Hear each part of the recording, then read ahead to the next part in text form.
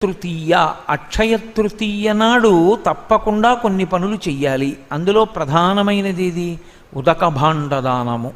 ఉదక భాండదానము అంటే కొత్త కుండలో లేదా కూజాలో శుభ్రంగా కడిగేసి ఒక 2 రోజుల ముందే దాన్ని కడగాలి. ఎందుకంటే మీరు ఆ రోజే నీళ్లు పోస్తే మట్టి కంపు వస్తాయి. అవి 2 రోజులు నీళ్లు పోసి ఉంచితే ఆ నీళ్లు వంపేస్తే ఆ కుండలో ఉన్నటువంటి నీళ్లు తాగడానికి యోగ్యమవుతాయి.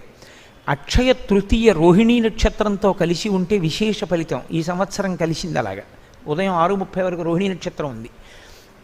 అందులో కొద్దిగా పచ్చకర్పూరం కలిపి వాసిని కడతారు. వాసిని కట్టడం అంటే ఒక కొత్త రవికెల బట్ట కడతారు. దానికి కట్టి ఈ ఉదక భాండాన్ని పట్టుకెళ్ళి బ్రాహ్మణులకు సత్పురుషులకు ఇస్తారు.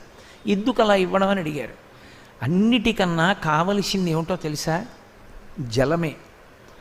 ఇక్కడ నీరే అవసరం.